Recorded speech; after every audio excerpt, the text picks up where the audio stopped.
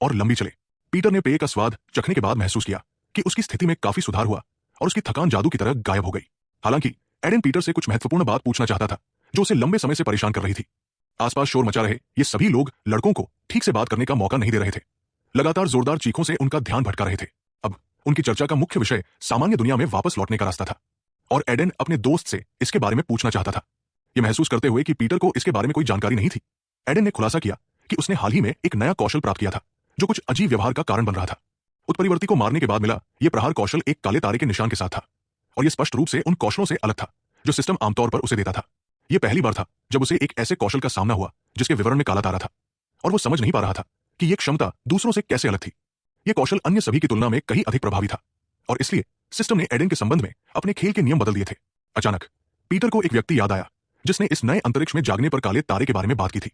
सच है, पीटर उस व्यक्ति का नाम याद नहीं कर पाया और लंबे समय तक अपना सिर खुजलाता रहा, फिर भी उसका नाम याद नहीं कर पाया।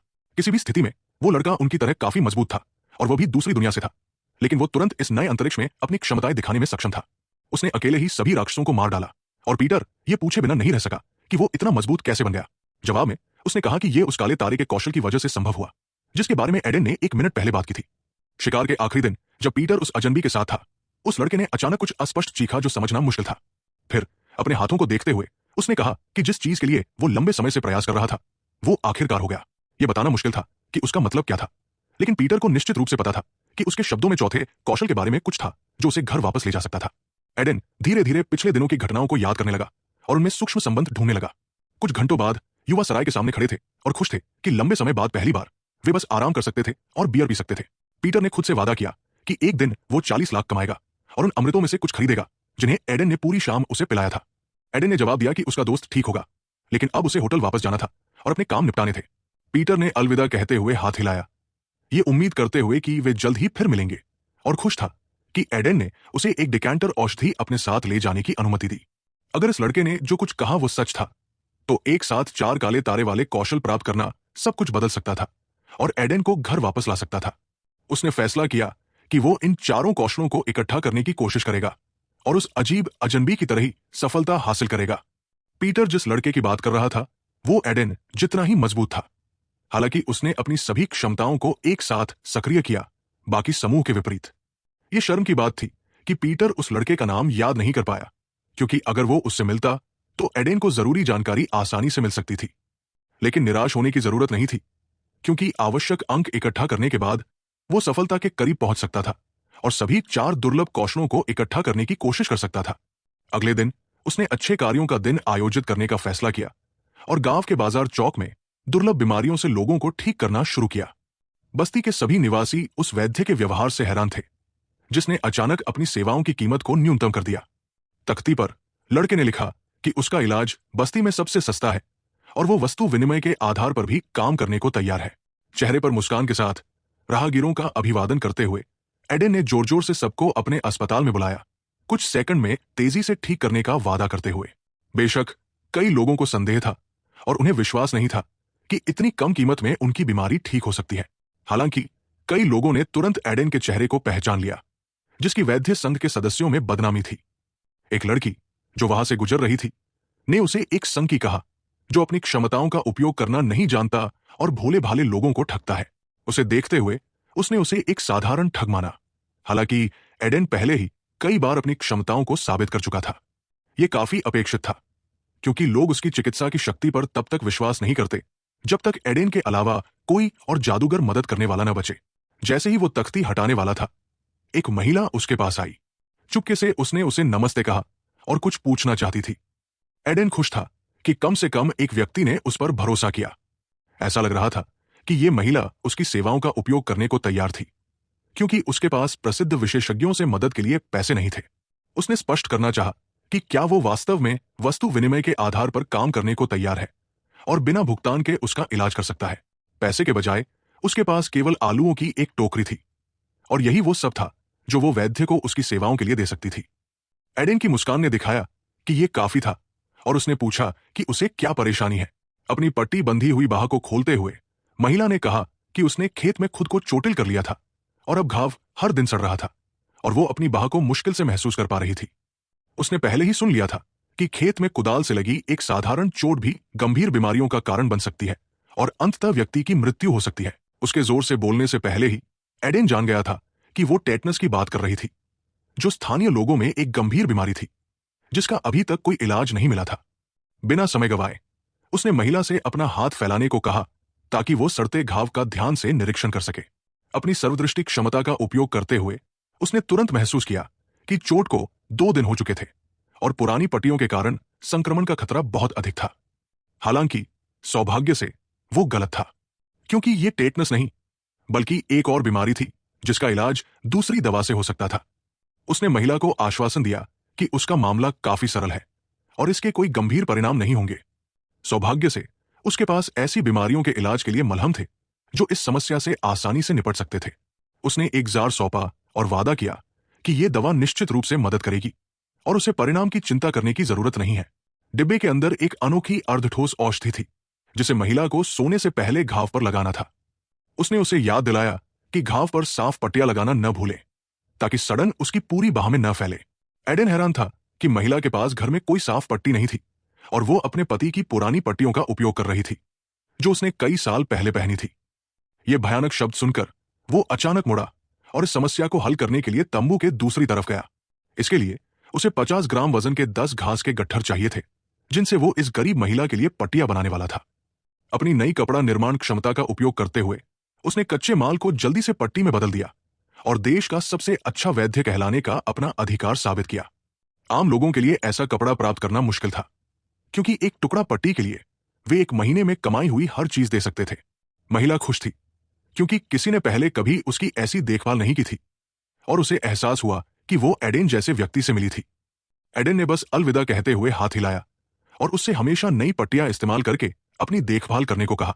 सिस्टम स्क्रीन को देखते हुए उसने महसूस किया कि इस कार्य के लिए सिस्टम ने उसे अच्छी मात्रा में अंक दिए थे, जो आज उसका लक्ष्य था। इस दृश्य को देख रहे निवासियों ने तुरंत महसूस किया कि उन्होंने इस लड़के पर व्यर्थ संदेह किया था और अब वे उसके ग्राहक बनने को तैयार थे। एक व्यक्ति जिसके परिवार में एक पुरुष था ने सबसे पहले जोखिम लिया और इस अजनबी से अपने घाव की जांच करने और उसका इलाज करने को कहा। इन सभी लोगों को केवल एक उदाहरण की जरूरत थी जो उन्हें एडेन की क्षमताओं पर यकीन दिलाए और उनके इलाज के लिए उस पर भरोसा करे। इस दिन एडेन ने इतने सारे लोगों को ठीक किया कि सिस्टम ने उसे न केवल अनुभव अंकों से बल्कि मूल्यवान वस्तुओं से भी उदारता से पुरस्कृत किया। हाँ, उसने आज अच्छा काम किया था और हालांकि दिन के अंत तक वो पसीने से तरबतर था, एडेन खुश था कि लक्ष्य हासिल हो गया था। उसे राक्षसों का शिकार करके अंक इकट्ठा करने में भी मजा आता था, लेकिन उन लोगों को शांति से ठीक करने से बेहतर कुछ नहीं था जो आपको कृतज्ञता के साथ बदला देते हैं। उसके विचार एक जोरदार आवाज से बाधित हुए जो तंबू के प्रवेश द्वार से आई और किसी ने वहां खड़े उपकरण को लात मार दी। एडेन ने चारों ओर देखा, लेकिन तुरंत समझ नहीं पाया कि उसके साधारण प्रतिष्ठान में इस तरह का व्यवहार करने की इजाजत किसने दी। ये एक युवक था जो तंबू में प्रवेश करते समय मिली गंदगी से नाखुश था।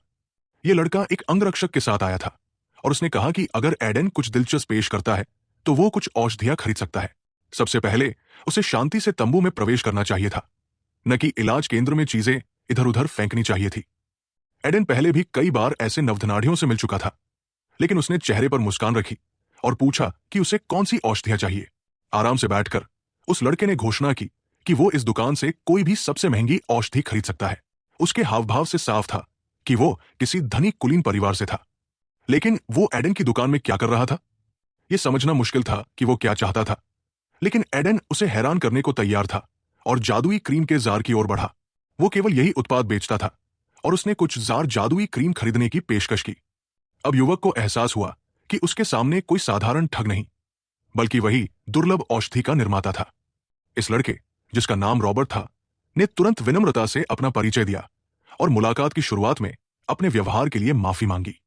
उसका नाम सुनकर एडेन जान गया कि वो एक प्रभावशाली परिवार से था और इस इलाके में प्रसिद्ध था। अचानक रॉबर्ट के साथ आए शूरवीर ने कहा कि उनके परिवार के मुखिया व्यक्तिगत रूप से एडेन से मिलना चाहते हैं। पता चला कि लॉर्ड उस प्रसिद्ध वैद्य की आंखों में देखना चाहते थे, जिसके बारे में सभी ने सुन रखा था। यह अजीब था कि लॉर्ड एडेन को अपनी सेवा में रखना चाहता था और यह भी कि उसे एक साधारण वैद्य की मदद की जरूरत थी। रॉबर्ट को अपने शूरवीर का बातचीत में हस्तक्षेप करना पसंद नहीं आया और उसने उसे तब तक चुप रहने को कहा जब तक उससे कुछ न पूछा जाए। जवाब की प्रतीक्षा किए बिना रॉबर्ट ने एक थैला एडन के हाथों में फेंक दिया, लेकिन जैसा कि कोई उम्मीद कर सकता था, उसमें पैसे नहीं थे। थैला हाथ में पकड़कर एडन ने पूछा कि इसमें क्या है, और रॉबर्ट ने उसके जवाब का इंतजार क्यों नहीं किया। शूरवीर फिर से बीच में बोला, यह कहते हुए कि थैले में एक ऐसी सामग्री है जो एडन को नया इलाज बनाने के लिए चाहिए होगी। ये एक पेड़ की शाखाएं थी, जो शूरवीर के अनुसार मजबूत ऊर्जा से युक्त थी। लेकिन जिस जगह से यह पौधा आया था, वह प्रदूषित थी। हालांकि पहले यह एक खूबसूरत जगह थी जहां कुलीन परिवार विश्राम करते थे, अब वहां की जमीन सड़ रही थी और जहर उत्सर्जित कर रही थी, और लॉर्ड और उसके सैनिक क्षेत्र को शुद्ध करने के लिए राक्षसों को मार रहे थे। एडन को तुरंत एहसास हुआ कि लॉर्ड को एक जानी मानी बीमारी हो गई थी, जिसका इलाज वो पहले ही अपनी औषधि से कर चुका था। यह अजीब था कि इस युवक ने उनकी यात्रा का कारण इतनी जल्दी अनुमान लगा लिया, और शूरवीर ने कभी इतना अनुभवी लेकिन अभी भी युवा चिकित्सक नहीं देखा था। अब वे जहर का इलाज ढूंढ रहे थे, लेकिन आपूर्ति में कुछ समस्याएं थी। इसलिए लॉर्ड का बेटा व्यक्तिगत रूप से एडन के पास आया था। हालांकि वो आमतौर पर चिंताओं से खुद को परेशान नहीं करता था और इस बीमारी के लिए एक आलसी जीवन शैली जीता था। अर्धठोस औषधियां तरल औषधियों से बेहतर थी, और एडन ही एकमात्र था जो इन्हें बना सकता था। पता चला कि वे उसे एक विषनाशक बनाने का जिम्मा सौंपना चाहते थे, लेकिन यह समझना मुश्किल था कि वे इतने ढीठ व्यवहार क्यों कर रहे थे। अगर एडन रॉबर्ट के पिता को ठीक करता है, तो वो उसे दुकान के लिए एक नया भवन देने का वादा करता है, और फिर एडन को छोटी दुकान में व्यापार नहीं करना पड़ेगा। एडन बस मुस्कुराया, और रॉबर्ट ने जोर देकर कहा कि कई लोग ऐसी पेशकश के लिए अपनी हर चीज दे देंगे। उसने सलाह दी कि मामले में देरी न करें और तुरंत अपने बीमार पिता के लिए विषनाशक तैयार करना शुरू करें। चौड़ी मुस्कान के साथ एडन ने कहा कि वो इस आदेश को लेने से इनकार करता है और उसे इसमें बिल्कुल रुचि नहीं है। यह विश्वास करना कठिन था, लेकिन अपने जीवन में पहली बार इस अमीर माता पिता के अभिमानी बच्चे ने इनकार सुना और उसे जवाब देना नहीं आया। यह महसूस करते हुए कि एडन वास्तव में अपनी छोटी दुकान में रहने वाला है, रॉबर्ट उछल पड़ा और वैद्य पर झपटने को तैयार था। यह एक ऐसी पेशकश थी जिसे कोई औषधि निर्माता इनकार करने की हिम्मत नहीं करता, क्योंकि काउंट द्वारा दी गई यह अवसर जीवन में एक बार मिलता था। हालांकि उन्होंने अपनी पसंद में गलती की, क्योंकि एडन कभी अपनी योजनाएं नहीं बदलता और उसने कभी दावा नहीं किया कि वो सिर्फ एक औषधि निर्माता है। बेशक वो इस कार्य को करके अच्छा पैसा कमा सकता था और उसे पूरी तरह पता था कि इतना सरल विषनाशक कैसे बनाना है, लेकिन मिशन को सफलतापूर्वक पूरा करने के बाद एडन को इन लोगों के लिए अंत तक काम करना पड़ता, जो वैद्य बिल्कुल नहीं चाहता था। इस अभद्र अमीर माता पिता के लड़के को देखकर जो उसकी दुकान में आया था, एडन जानता था कि वो उसके साथ व्यापार नहीं करना चाहता। उनकी बातचीत के बीच में एक जोरदार चीख सुनाई दी, जैसे कोई पूरी तेजी से दुकान की ओर दौड़ रहा हो। अजीब शब्द जोर जोर से चिल्लाते हुए। फिर एक अजनबी उनके सामने प्रकट हुआ, कुछ अस्पष्ट बड़बड़ाते हुए, अपने छोटे भाई को लगी बीमारी के बारे में बताने की कोशिश करते हुए। पता चला कि ये एक युवक था जो अपनी पीठ पर एक पट्टी बांधे हुए लड़के को ले जा रहा था, और यह स्पष्ट हो गया कि उनमें से किसे मदद की जरूरत थी। वो अभागा अब एक शब्द भी नहीं कह सकता था, क्योंकि वो उस अवस्था में था जब वो केवल कभी कभी होश में आता था। घाव इतना गहरा था कि एडन ने अपनी सर्वदृष्टि का उपयोग करके उसकी जांच की और महसूस किया कि लड़के की उंगली एक तेज हंसिया से कट गई थी। हाँ, उंगली लगभग पूरी तरह कट चुकी थी और इसे बाकी उंगली से जोड़ने वाली कोई नस या रक्तवाहिका नहीं बची थी। इलाज शुरू करने से पहले घाव को साफ करना जरूरी था, क्योंकि उसमें हंसिया के टुकड़े होने की संभावना थी। लेकिन उसके भाई के लिए अच्छी खबर यह थी कि यह वैद्य उस लड़के की मदद करने को सहमत था जो भुगतान नहीं कर सकता था। रॉबर्ट को यह पूरा दृश्य मजेदार लगा, क्योंकि उसने कभी उन गरीब बच्चों के लिए दया नहीं महसूस की जिन्हें मदद की जरूरत थी। उसे लगता था कि औषधि निर्माता, जिसे वो अभी भी एडन मानता था, वो किसी बीमारी या जहर को ठीक करने में असमर्थ था और इस तरह के घाव से तो बिल्कुल भी निपट नहीं सकता था। फिर उसने अपनी जादुई क्षमताएं दिखाने का फैसला किया और चिकित्सा प्रकाश की क्षमता को सक्रिय करते हुए गोला चार्ज किया। उसका मानना था कि केवल उसके जैसे वैद्य ही इस लड़के के पट्टी बंधे हाथ जैसे भयानक घावों का इलाज कर सकते हैं। यह स्पष्ट था कि इस अभिमानी व्यक्ति में काफी ताकत थी और वो लड़के को ठीक कर सकता था। हालांकि वो इलाज शुरू करने की जल्दी में नहीं था।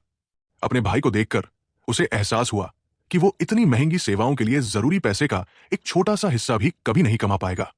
हालांकि उसके पास एक प्रस्ताव था, और अगर एडन सहमत होता तो वो लड़के का मुफ्त इलाज कर सकता था। लेकिन इसके लिए उस लड़के को रॉबर्ट से माफी मांगनी होगी और काउंट के लिए विषनाशक बनाने के लिए सहमत होना होगा। लेकिन अपने अनुभव से एडन जानता था कि कोई भी समझदार कुलीन इस घायल लड़के जैसे साधारण व्यक्ति का इस तरह इलाज नहीं करेगा। उसे उस इलाज की सख्त जरूरत थी जो केवल यह वैद्य बना सकता था, और वह इसे पाने के लिए कुछ भी करने को तैयार था। यह संभावना नहीं थी कि सस्ता ब्लैकमेल एडन को कोई निर्णय लेने के लिए मना सके। इसलिए उसने मामले को अपने हाथों में लेने का फैसला किया। रॉबर्ट गुस्से से देख रहा था, ये उम्मीद करते हुए कि एडन इस समस्या को संभाल नहीं पाएगा और लड़के की कटी हुई उंगली वैसी ही रहेगी। एडन न केवल जादू से बल्कि साधारण चिकित्सा उपकरणों का उपयोग करके भी ठीक करने के लिए प्रसिद्ध था। सबसे पहले वो घाव को साफ करना और खून बहना रोकना चाहता था, जिसके लिए उसने साफ पट्टियां तैयार की थी। यह विश्वास करना कठिन था कि एक औषधि बेचने वाला व्यक्ति साधारण शल्य चिकित्सा उपकरणों से लोगों को ठीक कर सकता था। सभी सांस रोककर ऑपरेशन को देख रहे थे और यह स्पष्ट था कि डॉक्टर इसके कठिन चरणों को सफलतापूर्वक संभाल रहा था। आखिरकार रॉबर्ट ने चेतावनी दी कि अगर ऑपरेशन असफल रहा तो उसका प्रस्ताव अभी भी कायम रहेगा और वो माफी सुनने को तैयार है। इसके बजाय उसने एक प्रस्ताव सुना कि एडेन विषनाशक बनाने को तैयार है, लेकिन बदले में वो चाहता था कि रॉबर्ट गरीब लोगों का मुफ्त इलाज करे और उन्हें 3 दिन तक खाना खिलाए। हाँ, यह बहुत ही चालाक चाल थी, और यहां तक कि रॉबर्ट को भी यह जानने में रुचि हो गई कि उनकी मुलाकात का अंत कैसे होगा। जवाब में रॉबर्ट ने कहा कि अगर एडन ने लड़के की मदद नहीं की तो उसे उनके लिए कई टन दवा बनानी होगी और फिर कभी खुद को वैद्य नहीं कहना होगा। कोई भी ये जोखिम नहीं लेता, लेकिन एडन वो वैद्य था जो अपने काम को किसी से बेहतर जानता था।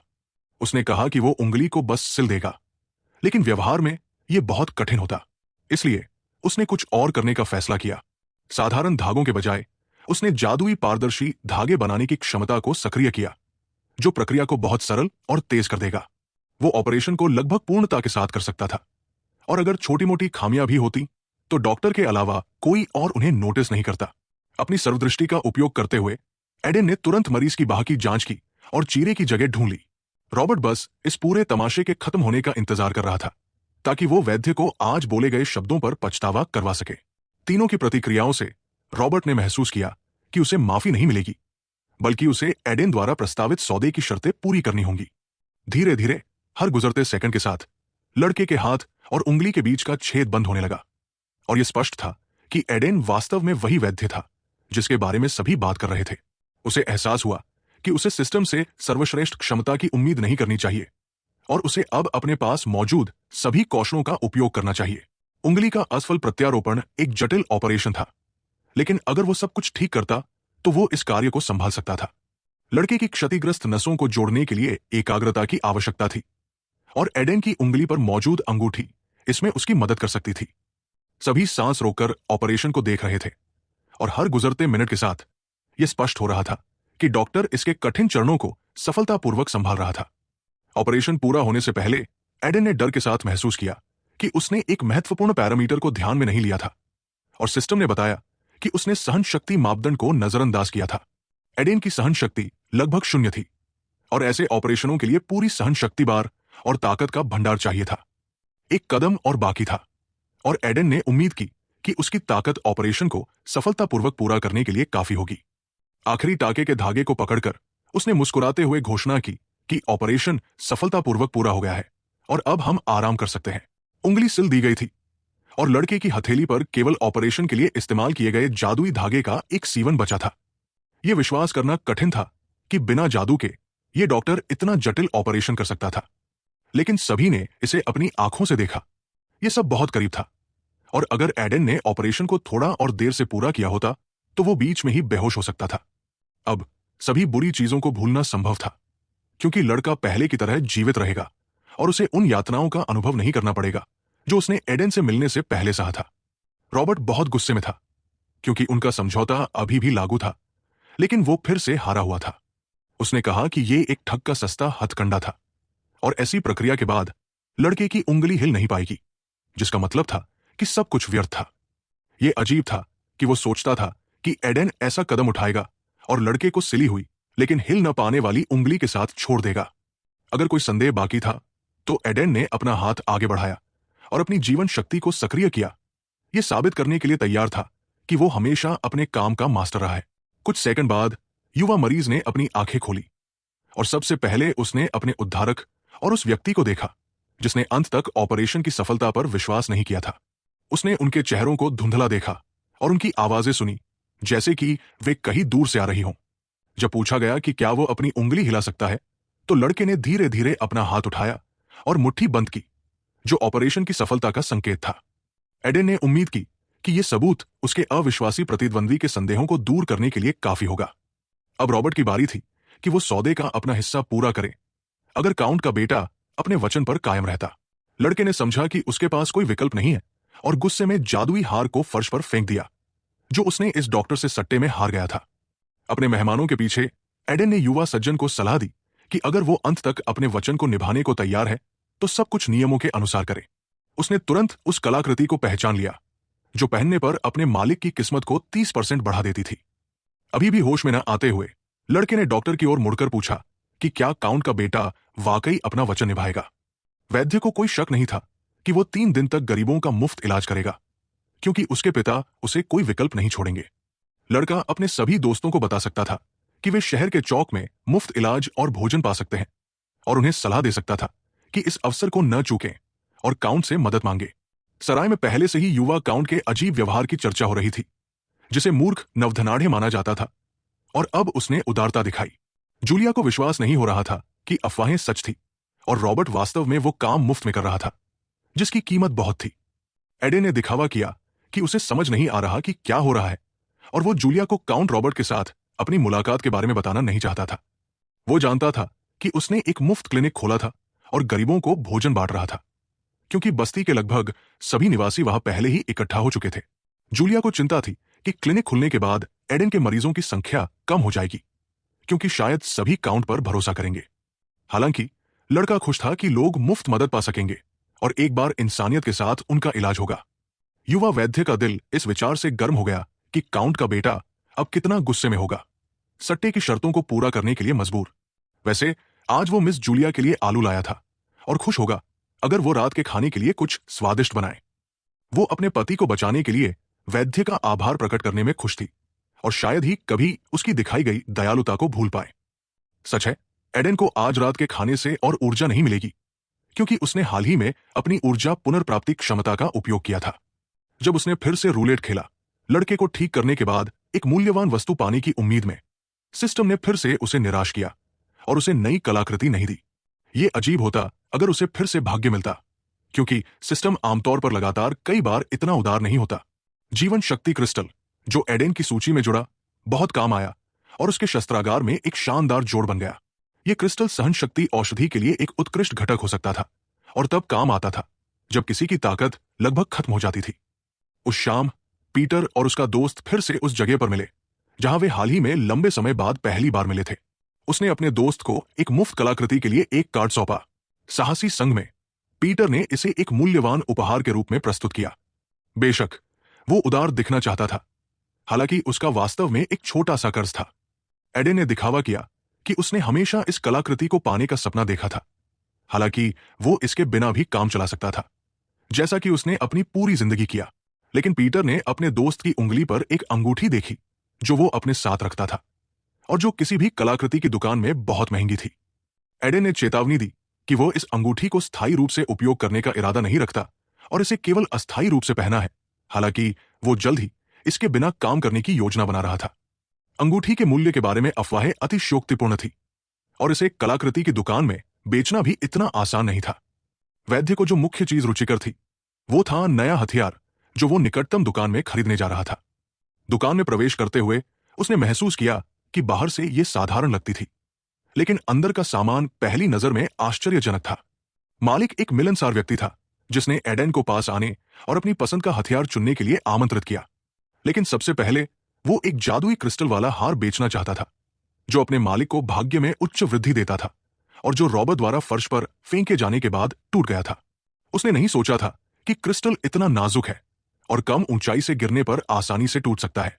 दुर्लभ क्रिस्टल को देखकर उस व्यक्ति ने एडेन से इसे खरीदने की पेशकश की, हालांकि उसके हाथ में मौजूद अंगूठी भी उच्च मूल्य की थी। बेशक वो अंगूठी खरीद सकता था, लेकिन पहले उसे बिक्री इतिहास की जांच करनी थी और उसने एडेन से इंतजार करने को कहा। समय बर्बाद किए बिना लड़के ने चारों ओर घूमने और उन उपयोगी वस्तुओं को करीब से देखने का फैसला किया जो राक्षसों के खिलाफ लड़ाई में मदद कर सकती थी। ऐसी ही एक वस्तु एक क्रॉसबो थी जो तुरंत एक उत्कृष्ट हथियार लगी और अपने साथ ले जाने में सुविधाजनक थी।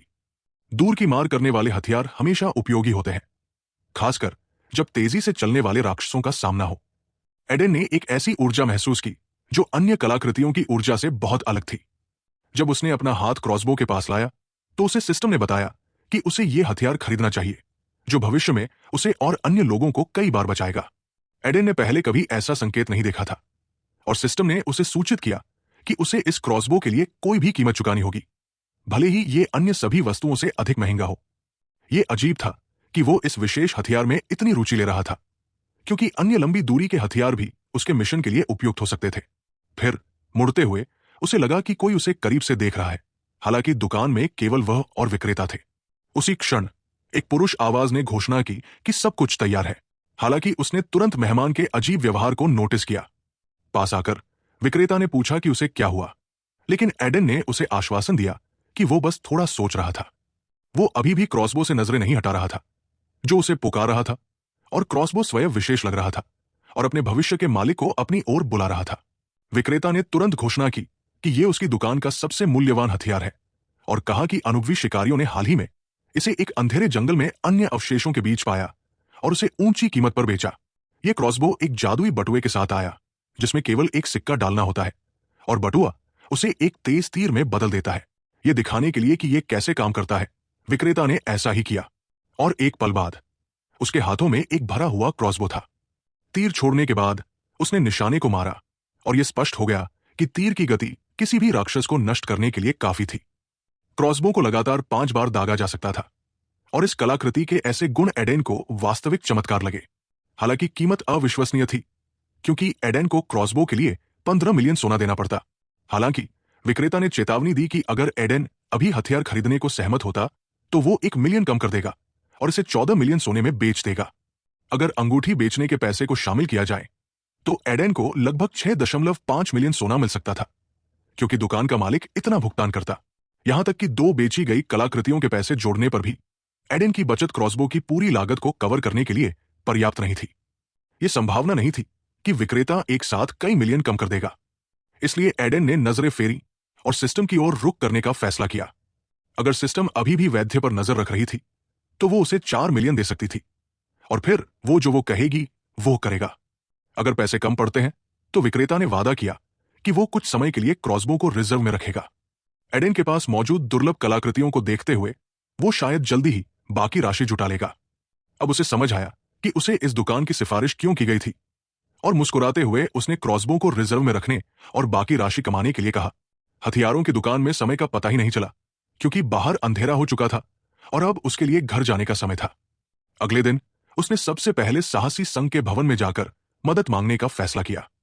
हालांकि उसके पास अभी भी एक वैकल्पिक योजना थी। एडेन अपने साथ जीवन शक्ति ब्रोच ले गया, जो पहनने वाले की सहन शक्ति को उसके गेज के आधे तक बढ़ाता था। हालांकि अंदर पहुंचते ही उसे एहसास हुआ कि भीड़ से गुजरना इस संगठन से पैसे उधार लेने से ज्यादा मुश्किल होगा। पहले तो वो मुख्य प्रबंधक से ऋण मांगना चाहता था, लेकिन फिर उसे एहसास हुआ कि यह तरीका उपयुक्त नहीं था। दोस्त पैसे बांटने को तैयार था, लेकिन उसके पास केवल 5,000 सोने के टुकड़े थे, 4 मिलियन नहीं।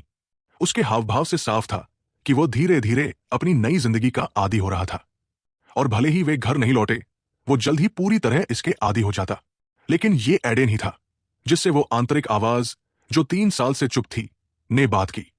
अगर ऐसा है तो ये आवाज उसकी है जिसने उन्हें इस दुनिया में लाया, और वह उनके कार्यों को देखता है और उन्हें उनके लक्ष्य की ओर ले जाता है। शायद क्रॉसबो को हासिल करने के बाद एडेन अंततः उससे बात कर पाएगा जो उससे संपर्क कर रहा है। ये सभी लोग शिकारी थे, जिनमें कई गरीब लोग थे जो बड़ी इनाम के लिए अपनी जान जोखिम में डालते थे। एडेन के पास एक कागज था जिसमें वैद्यों के लिए एक कार्य था, जिसे पूरा करने के लिए संघ ने अच्छा इनाम देने का वादा किया था। लेकिन उसे एक परिचित लड़की ने पुकारा, जो पहले कई बार इस वैद्य से बिना अनुमति टोकन के मिल चुकी थी। उसने नाराजगी के साथ दोहराया कि केवल लाइसेंस प्राप्त वैद्य ही कठिन कार्य ले सकते हैं। भले ही एडेन ने अपनी क्षमताएं साबित की थी, लेकिन इसकी चिंता करने की जरूरत नहीं थी, क्योंकि एडेन केवल उन कार्यों को देख रहा था जो पहले से ही पूरे होने की प्रक्रिया में थे। सूची को ध्यान से पढ़ने के बाद उसने अपने लिए उपयुक्त कार्य ढूंढ लिया। विज्ञापन में एक ऐसे वैद्य की तलाश थी जो एक मरीज के पैर पर लंबे समय से खून बहने का इलाज कर सके। इस कार्य का भुगतान अन्य की तुलना में कम था और यह अजीब था कि इतना अनुभवी डॉक्टर इतने सरल और सस्ते कार्य करे। लेकिन उसके पास कोई और विकल्प नहीं था, और जल्द ही वो एक घायल मरीज के साथ एक कमरे में था। पास में एक पुजारी खड़ा था जो भगवान से प्रार्थना कर रहा था और मरीज के ठीक होने की मांग कर रहा था। यह अजीब था कि एक साधारण व्यक्ति अपने इलाज के लिए पुजारी को नियुक्त करेगा, और यह स्पष्ट हो गया कि मरीज वो गरीब व्यक्ति नहीं था जिसकी एडेन आमतौर पर मदद करता था। मरीज एक युवा लड़की निकली जिसके पास उसका साथी खड़ा था। पुजारी से उसकी सबसे शक्तिशाली क्षमता का उपयोग करने को कहा गया। अपनी सर्वदृष्टि का उपयोग करते हुए एडेन ने आसानी से चोट का कारण और लड़की के पैर पर संक्रमण की सीमा का पता लगा लिया। उसने मरीज की असामान्य स्थिति देखी और महसूस किया कि खून बहना और संक्रमण एक तेज वस्तु से हुई चोट के कारण था।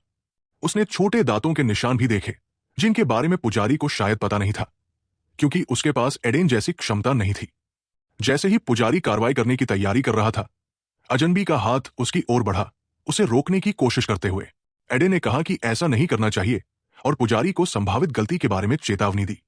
उसने हस्तक्षेप करने के लिए माफी मांगी और उस प्रक्रिया में बाधा डालने का कोई इरादा नहीं था जिसमें बहुत मेहनत की जरूरत थी। हालांकि पुजारी द्वारा इस्तेमाल किया गया इलाज लड़की के पैर के घाव के लिए बेकार था। यह पुजारी की कमजोरी का सवाल नहीं था, लेकिन उसकी क्षमताएं अन्य उद्देश्यों के लिए उपयुक्त थी, और इस मामले में किसी अन्य वैद्य की ओर रुख करना जरूरी था। लेकिन कोई विकल्प नहीं था, और लड़की के साथी ने एडेन से पुजारी में हस्तक्षेप न करने को कहा क्योंकि स्थिति बहुत जटिल थी। उसने सोचा कि वो यहां केवल ये अजीब बकवास कहने आया है, और बेहतर होता कि वो हस्तक्षेप न करके कमरे से चला जाता। अगर वो जोर देता है कि इलाज मदद नहीं करेगा, तो उसे उसका सामना करना पड़ेगा, और उसे ये शायद पसंद नहीं आएगा।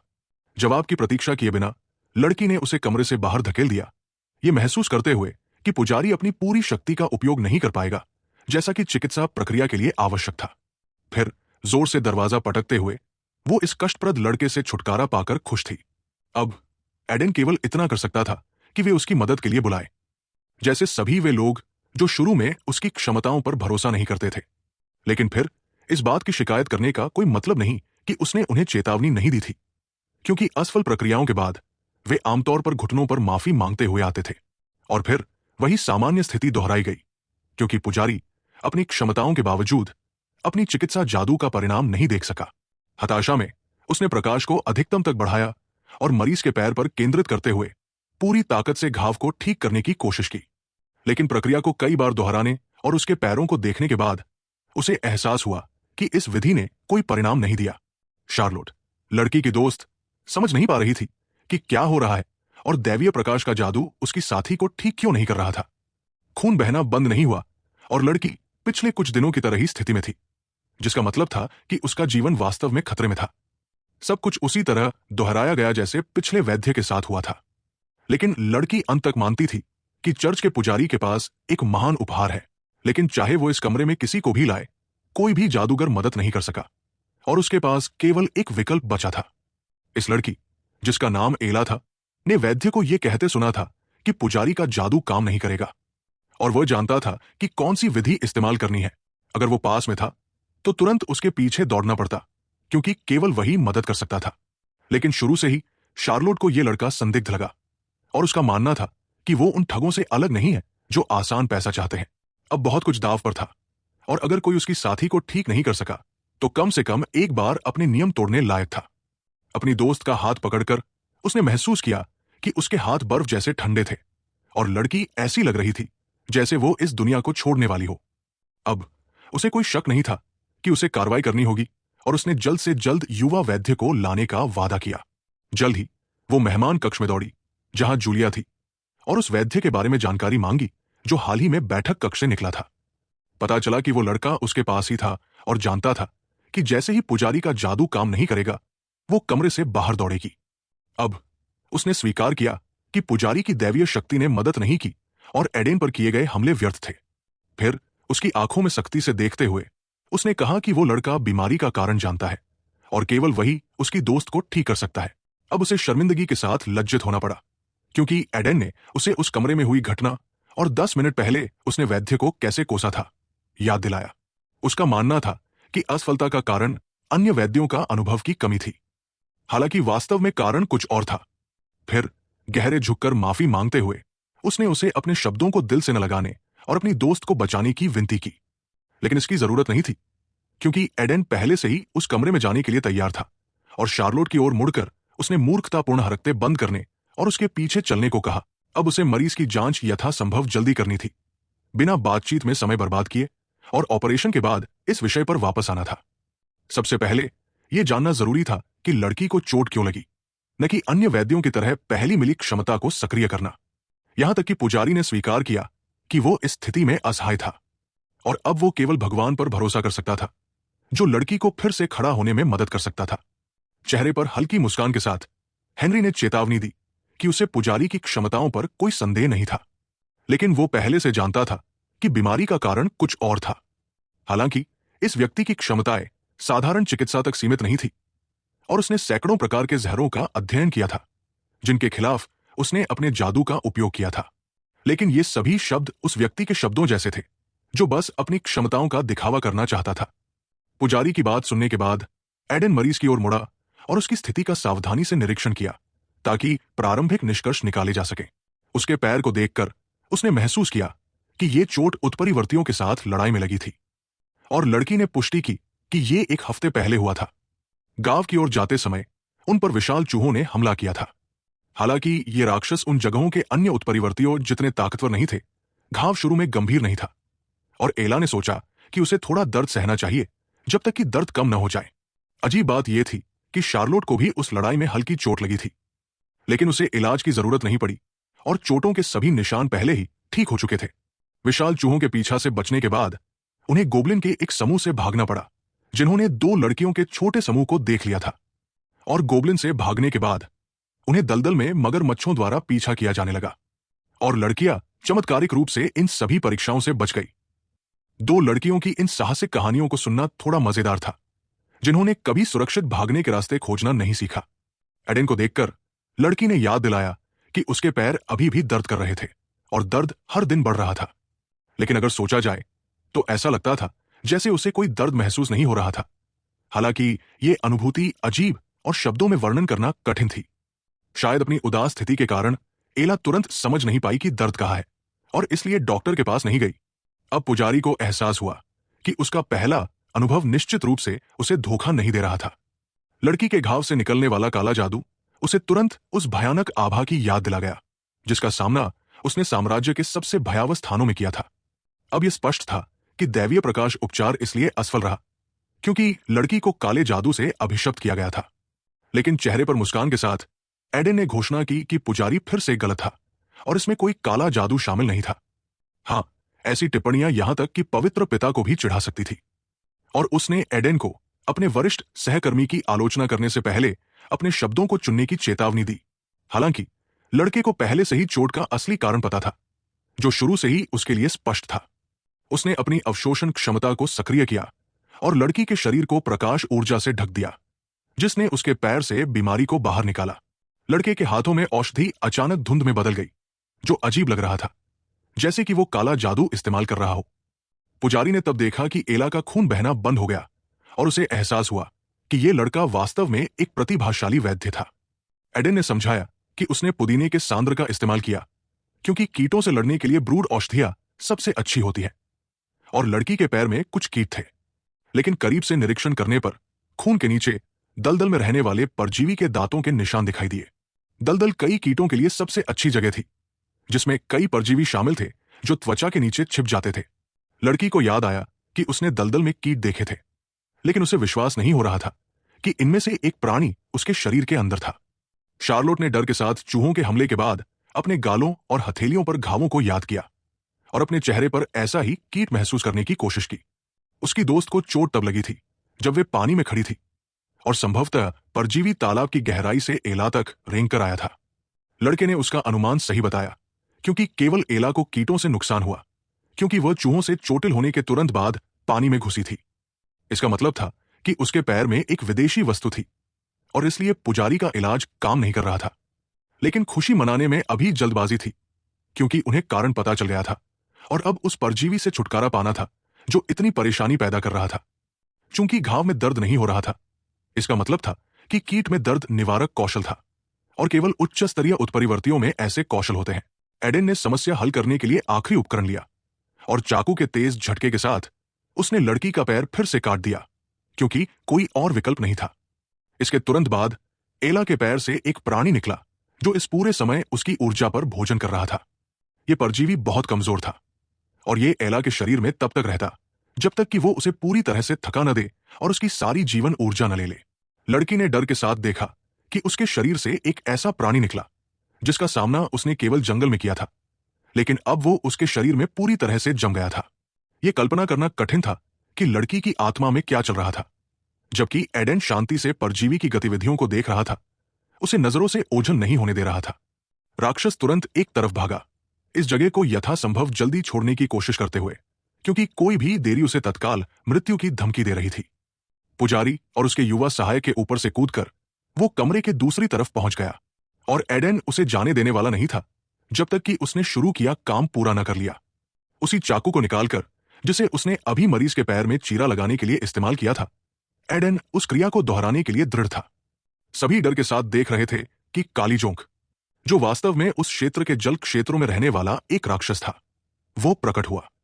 यह उत्परिवर्ती हर गुजरते सेकंड के साथ बड़ा होता प्रतीत हो रहा था और शायद अपने पर्यावरण के आधार पर अपने शरीर का आकार बदल सकता था। अगले ही पल वो तेजी से निकास की ओर बढ़ा, कमरे के अंत में अपनी भागने की जगह को नोटिस करते हुए। यह प्राणी सीवर हैच के माध्यम से भागने वाला था और अगर यह वहां पहुंच गया तो सीवर में इसे पकड़ना असंभव हो जाता। अगर इसे भागने दिया गया तो यह निश्चित रूप से एक नया शिकार ढूंढ लेता और एडेन को कभी नहीं पता कि इस परजीवी ने किसके शरीर पर कब्जा किया। बिना समय गवाए एडेन उसके पीछे दौड़ा और जोंक तक पहुंचकर निर्णायक प्रहार करने के लिए तैयार था। अपने चाकू को लहराते हुए एडेन को भरोसा था कि वो परजीवी को प्रहार से बचने नहीं देगा, लेकिन उसके साथ द्वंद्व अभी शुरू ही हुआ था।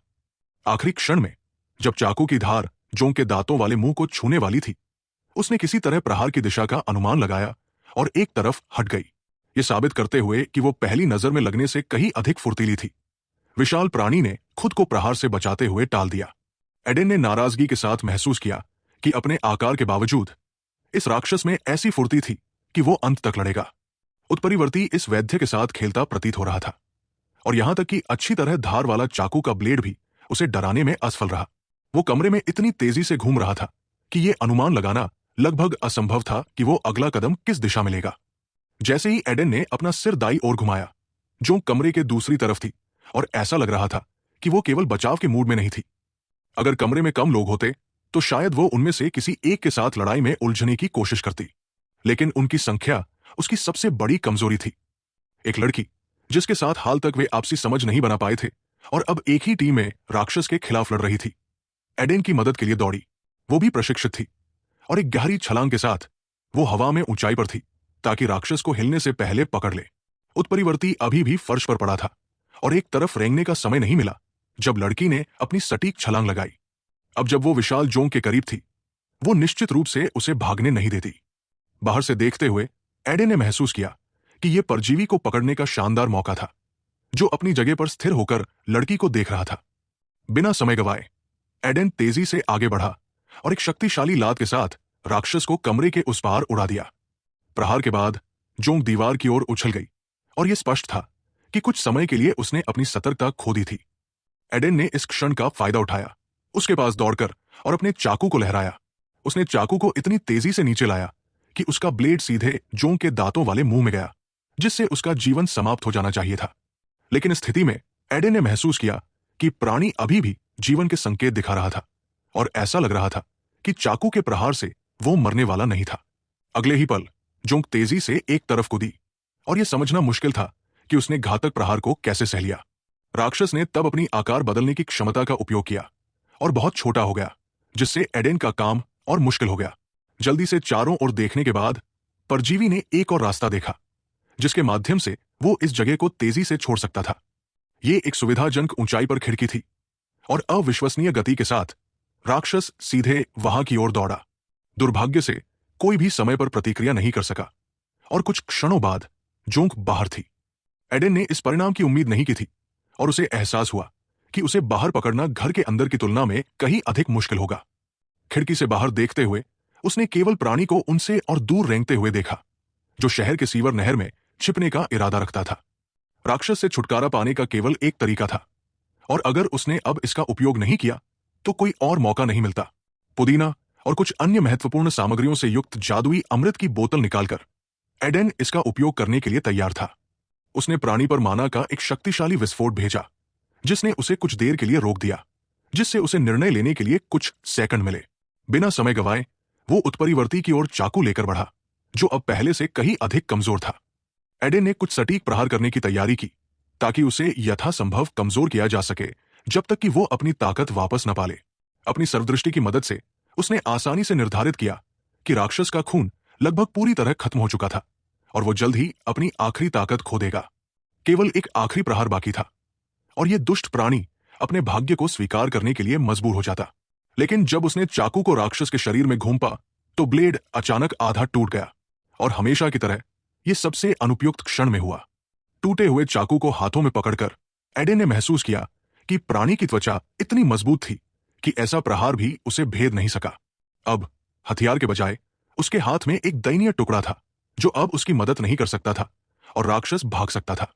इस बिंदु पर पुजारी ने महसूस किया कि अब उसकी बारी है और अपनी बाइबल निकालकर उसने कई शक्तिशाली प्रार्थनाएं पढ़ी। आश्चर्यजनक रूप से जादू करने के बाद जादू ने परजीवी को अदृश्य जंजीरों से बांध दिया, जिससे वो पूरी तरह स्थिर हो गया। जंजीरों को पकड़े पुजारी ने एडेन को चिल्लाकर कहा कि वो राक्षस को इस स्थिति में ज्यादा देर तक नहीं रोक पाएगा। एडेन ने मुस्कुराते हुए महसूस किया कि बूढ़ा पुजारी उसकी अपेक्षा से कहीं अधिक मजबूत था और उसने उसकी क्षमताओं को थोड़ा कम आंका था। उसने वो समय खरीद लिया था जो उसे राक्षस के शरीर पर अंतिम प्रहार करने के लिए चाहिए था। हालांकि टूटा हुआ ब्लेड अब किसी काम का नहीं था।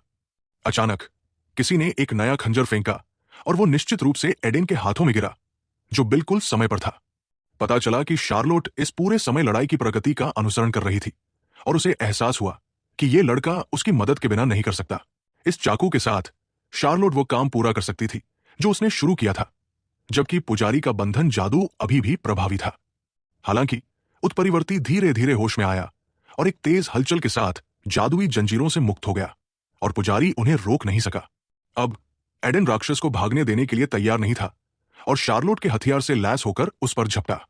आखिरी क्षण में उत्परिवर्ती ने जोरदार दहाड़ निकाली, लेकिन यह स्पष्ट था कि उसकी सारी कोशिशें व्यर्थ थी। चाकू के एक जोरदार प्रहार के बाद, जिसे लड़के ने कई बार लगातार दोहराया, यहां तक कि उसका मजबूत शरीर भी इसे सहन नहीं कर सका, जल्द ही विशाल जोंक का केवल उसके बदसूरत शरीर के टुकड़े टुकड़े बचे थे। इस रूप में प्राणी मैनहोल में रेंग नहीं सकता था। हालांकि ये जितना लगता था उससे कहीं अधिक लचीला था। वास्तव में इस दुर्लभ राक्षस का शरीर किसी भी व्यक्ति के लिए लाभ ला सकता था जो खरीदार ढूंढ ले, और एडेन ने इसे कुछ समय के लिए अपने पास रखने का फैसला किया। अपने पैर को देखकर एला ने महसूस किया कि वैद्य ने केवल धागों का उपयोग करके उसके घाव को ठीक कर दिया था। उसने ये इतनी तेजी से किया कि शार्लोट को लगा जैसे वो अपने हाथों से नहीं बल्कि सिलाई मशीन से काम कर रहा हो।